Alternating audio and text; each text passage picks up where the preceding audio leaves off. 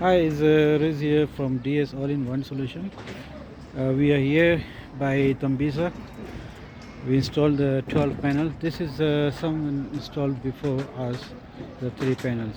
Right, so it's not working properly, so that's why we here for putting for the Canadian panels. This one we done. This side we put 6, and that side also we are putting 6. So the total is about 12 panels, and it's a 5 kV system. It's a 2 lithium battery, 1 growatt inverter. So there's a guy that is busy to installing the panels. We're almost done, so we're gonna be leave today. You can see this is a township in Tambisa, and that one is another township there. You can see.